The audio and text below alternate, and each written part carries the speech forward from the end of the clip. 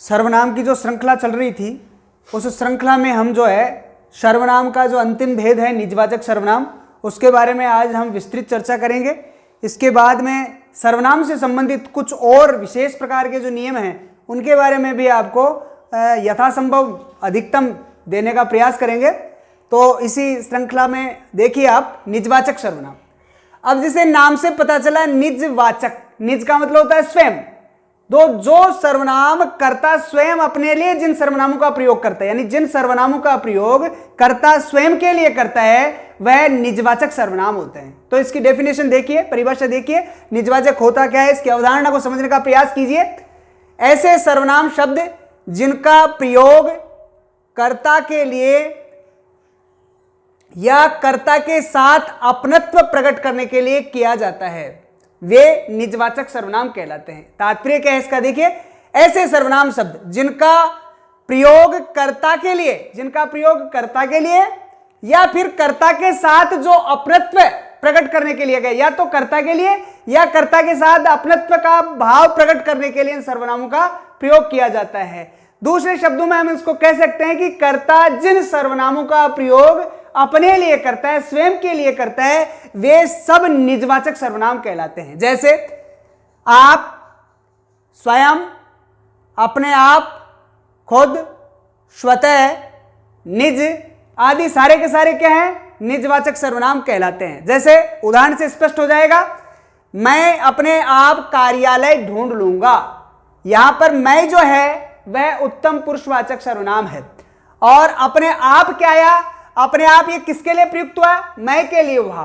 तो यहां पर जो अपने आप है वो क्या है, निजवाचक सर्वनाम है, क्योंकि इस सर्वनाम का प्रयोग कर्ता के लिए हुआ है, कर्ता के लिए ये जो है अपने आप प्रयुक्त हुआ है, इसलिए निजवाचक सर्वनाम है।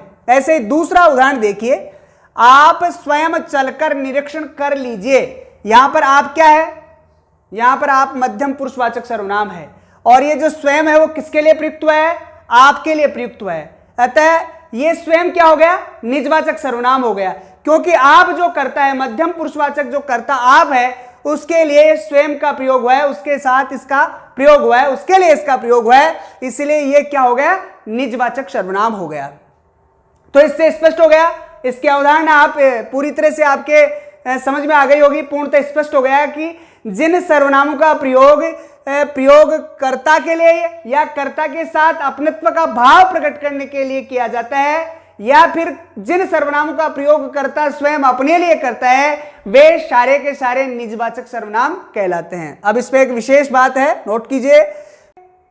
निजवाचक सर्वनाम के लिए एक विशेष बात और है कि कुछ विद्वान तो निजवाचक सर्वनाम को पुरुषवाचक सर्वनाम का ही भेद मानते हैं और कुछ इसको अलग मानते हैं। तो हमने इसको बता दिया कि निजवाचक सर्वनाम क्या है, और इसके जो सर्वनाम है उसके हमने सारे भेदों की हमने चर्चा की। तो सर्वनाम 6 प्रकार के होते हैं। एक पुरुषवाचक सर्वनाम जिसके 3 भेद होते हैं, उत्तम, मध्यम और अन्य। इसके बाद में हमने बताया था निश्चयवाचक, अनिश्चयवाचक, और इसके बाद में हमने बताया था प्रश्नवाचक, और प्रश्नवाचक के बाद में हमने बताया था संबंधवाचक, और इसके बाद में ये निजवाचक। तो हमारे जो सर्वनाम थे उसके भेद और उपभेदों के बारे में हमने चर्चा कर ली। अब हम आपको जो है सर्वनाम से संबंधित कुछ विशेष प्रकार की जो बातें हैं जिनमें हम अक्सर गलतियां कर देते हैं, तो उनके बारे में भी समझाना और आपका समझना बहुत आवश्यक है। तो उसी के विषय में हम चर्चा करते हैं कि सर्वनाम के कुछ ऐसे शब्द हैं जो कई जगह प्रयुक्त होते हैं और आप सबको भ्रमित करते रहते हैं, तो उनके बारे में भी चर्चा करना बहुत ही महत्वपूर्ण है। तो देखिए इसी कड़ी में आगे, आप शब्द में सही सर्वनाम की पहचान करना। हमने बताया कि ये जो आप शब्द है, इस सर्वनाम का प्रयोग 3 जगह होता है, और वाक्य में जब आप शब्द आता है तो हमें ये भ्रम पैदा हो जाता है कि साहब इसको हम, आप शब्द को हम क्या माने, मध्यम पुरुष माने, या आप शब्द को हम जो है निजवाचक माने, या फिर आप शब्द को हम अन्य पुरुष माने, क्योंकि आप शब्द का प्रयोग 3 स्थितियों में होता है, 3 जगह होता है। तो ये भ्रम हमारे सामने उपस्थित हो जाता है। तो इस भ्रम को दूर करने के लिए मैं आपको कुछ तर्क बता रहा हूं, उसके आधार पर आप इसको स्पष्ट कर सकते हैं। तो देखिए, आप शब्द का प्रयोग 3 प्रकार के सर्वनामों में किया जाता है। हमने पूर्व में बता दिया कि आप शब्द का प्रयोग 3 प्रकार के सर्वनामों में होता है। अतः इसके सही भेद को पहचानने के लिए निम्न तरीके हमें काम में लेने चाहिए। अब पहला, आप शब्द का प्रयोग तू तुम शब्द के आदर के रूप में होने पर मध्यम पुरुषवाचक सर्वनाम होता है। जैसे आप शब्द का प्रयोग कहाँ होता है? एक तो मध्यम पुरुष में होता है, और कब होता है? जब तू और तुम जो मध्यम पुरुषवाचक सर्वनाम होता है और उसको आदर देने के लिए हम आप शब्द का प्रयोग करते हैं। जैसे हमसे कोई बड़ा व्यक्ति है, श्रोता है, उसको हम बता रहे हैं, तो हम उसे तू और तुम नहीं कहेंगे, अपितु आप से संबोधित करेंगे। तो जहां पर आदर देने के लिए इसका प्रयोग किया जाता है, वहां पर यह मध्यम पुरुषवाचक सर्वनाम हो जाता है। ऐसे ही आप शब्द का प्रयोग स्वयं खुद के अर्थ में होने पर निजवाचक सर्वनाम, जैसे हमने पढ़ा निजवाचक सर्वनाम में कि जिन सर्वनामों का प्रयोग करता स्वयं अपने लिए करता है, वहां पर वह कौन सा सर्वनाम हो जाता है? निजवाचक सर्वनाम हो जाता है। तो आपका प्रयोग स्वयं के लिए या खुद के अर्थ में होने पर भी निजवाचक सर्वनाम होता है। जैसे मैं अपने आप ये काम कर लूंगा, मैं अपने आप ये काम कर लूंगा, तो मैं अपने आप जो है वह निजवाचक सर्वनाम हो गया। ऐसे ही आप शब्द का प्रयोग किसी अन्य व्यक्ति का परिचय करवाने के लिए होने पर अन्य पुरुषवाचक सर्वनाम होता है। तीसरी इसकी जो स्टेज होती है वह क्या होती है? तीसरी स्टेज यह है कि आप शब्द का प्रयोग हम किसी का परिचय करवाने के लिए जब करते हैं तो यह अन्य पुरुषवाचक सर्वनाम हो गया। तो इसकी तीनों कैटेगरियां समझ गए। आदर के रूप में ये हो गया मध्यम पुरुष, और फिर उसके बाद में कर्ता जब आप शब्द का प्रयोग स्वयं के लिए करता है तो वहां पर आप क्या हो गया? निजवाचक सर्वनाम हो गया।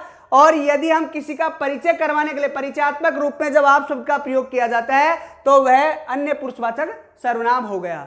अब इसके कुछ एग्जाम्पल है, तो एग्जाम्पल से स्पष्ट हो जाएगा कि आप शब्द का प्रयोग कब और कैसे होता है। तो देखिए, पहला उदाहरण, आप कब आए? यहां पर आप जो है वह मध्यम पुरुष का तू और तुम है, उसके स्थान पर किसी को आदर देने के लिए आप शब्द का प्रयोग किया। तो आप कब आए? तो यहां पर आप मध्यम पुरुषवाचक सर्वनाम हो गया। ऐसा ही दूसरा, आप भला तो जग भला, यहां पर आप क्या है?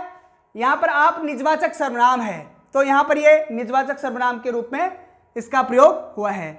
ऐसे ही मैं अपने आप चला जाऊंगा, मैं अपने आप खा लूंगा, मैं आप ही सो जाऊंगा, तो यहां पर जो आप है वह निजवाचक सर्वनाम के रूप में प्रयुक्त होता है। ऐसे ही वह आप चला जाएगा, ऐसे ही वह जगह वह आप चला जाएगा, तो वह पुरुषवाचक सर्वनाम, और आप जो है इसके लिए हुआ तो ये क्या हो गया? निजवाचक सर्वनाम हो गया। तो वह आप चला जाएगा, तो यहां पर निजवाचक सर्वनाम हो गया।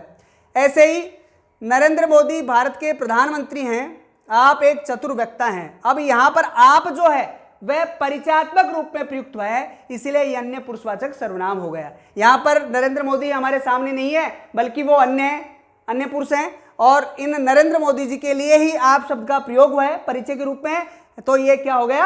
आप जो है अन्य पुरुषवाचक सर्वनाम के रूप में हो गया। तो जहां पर आपका प्रयोग मध्यम पुरुष के लिए होता है, वहां पर जब तू और तुमको का आदर रूप जो है वह आप मध्यम पुरुष हो गया।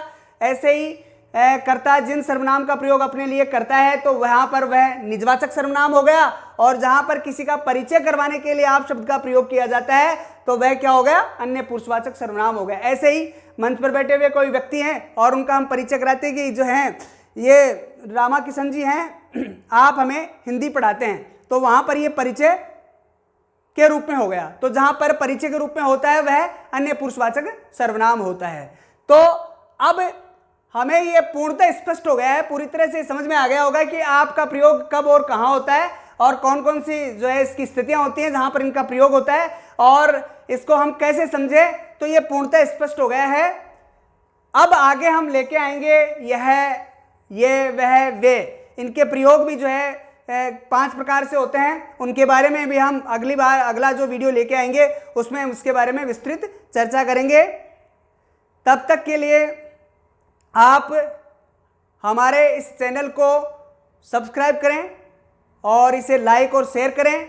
यदि ये चैनल आपको बहुत बढ़िया लगा और आपको यूँ लगता है कि इससे साहब हमें हिंदी से संबंधित कोई विशेष प्रकार का ज्ञान नॉलेज प्राप्त हो रहा है, तो इसे आप अधिकाधिक सब्सक्राइब करें और शेयर करें और लाइक करें, और कमेंट बॉक्स में अपने कमेंट डाल करके हमें इसके बारे में जानकारी देते रहें, फीडबैक दें, तब तक के लिए आपके अपने इस अशोक खंडल को विदा। नमस्कार, धन्यवाद।